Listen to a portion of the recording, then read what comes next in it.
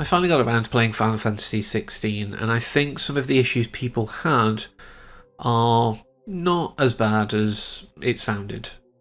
The first one, and I know this is mainly done in jest, but I do want to tackle it, was the naming of the protagonist, Clive. Now, Clive isn't really a common name these days as far as I'm aware, certainly not near me. It is more of an antiquated name, but it's certainly not, ye olde kind of name or anything like that. It is still within a century of use. But I think people were, thinking things like Cloud, Squall, Tidus, which is apparently the right way to pronounce it, even though I'm not going to get into that. It's not the place here. Clive just feels a little bland, normal. That said, it fits in the world. We have people, with names like Jill and Joshua, which are still in current use, but then we have Elwyn, which is a more antiquated name. Somewhere in that middle ground you would find Clive. So it kind of works. I don't have a problem. Like I say, I think most of it was in jest. But what that was really leading to was the bigger complaint. And that was the switch to a more action RPG way of playing. More akin to something like Kingdom Hearts than Final Fantasy. We expect things like turn-based, even if it's optional turn-based, or turn-based with little flourishes added. We still expect something in that mould, and I think a lot of people were upset by that change.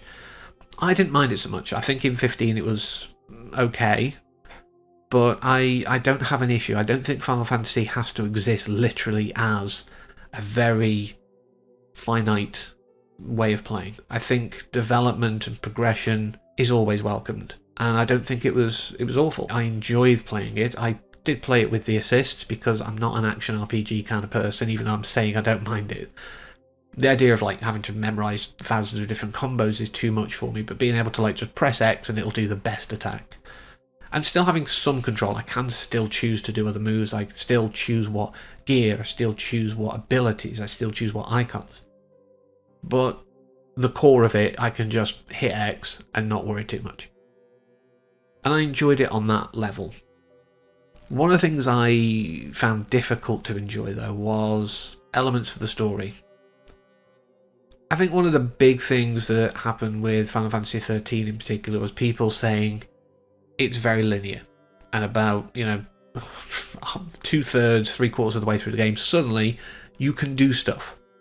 People didn't levy that against Final Fantasy X, which still actually followed that. Until the Calmlands, it was pretty linear. I think people just pounded a lot of stuff on 13 because it did a lot of changes all at once, and it felt very restricted. I get it. I understand it entirely. I've played through it and I agree. But with this, it definitely felt like that. It's like, we need to move you through these chapters.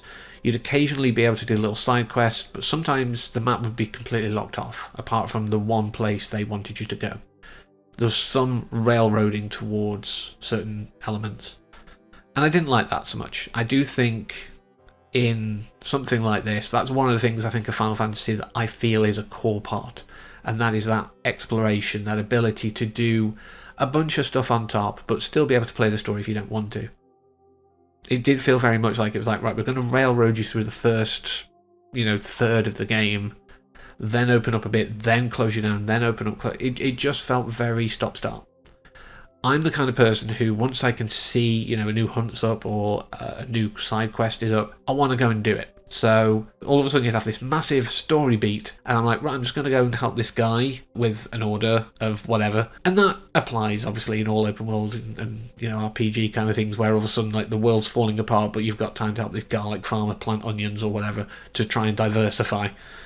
So I know it's a trope, but it did feel, I think, more egregious in that, in this game. That stop-start gameplay really made it apparent.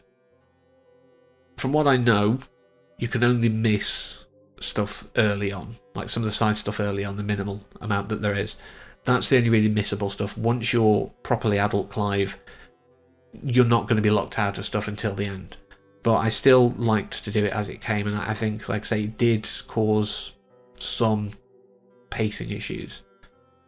And like I say, that narrow focus, that, the maps weren't super big. There were stuff that probably were hidden in corners that I didn't look at, but it never felt like I needed to explore much past going to where the story beats took me. Those story beats also were another element that I wasn't able to get through, obviously, because I did finish the game, but early game I enjoyed the setup.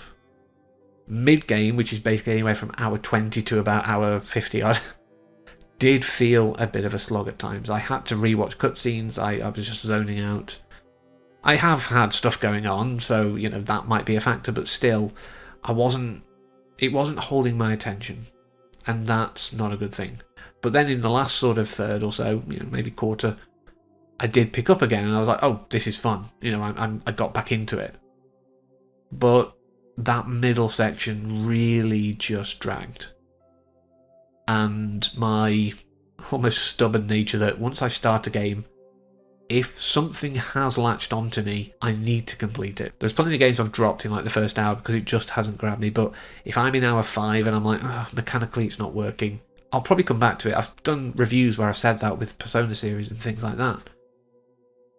I will push through, but sometimes it is a chore, and this is one of those where it is a chore in that middle section.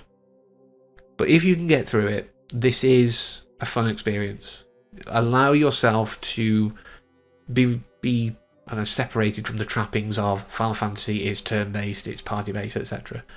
Go in, going, this is something different, and an overall, even with that pacing, an overall enjoyable experience. And there's some really cool swords and gear and stuff, so if nothing else, do it for that. But that's all I want to say about Final Fantasy XVI. It's worth your time if you enjoy ARPGs or RPGs in general. So next week I'm going to keep it sort of game themed, and that'll continue potentially for a few, but I'm not going to spoil that. But hope you'll join me for that and everything coming down the line. But until then, as always, thank you for watching and take care.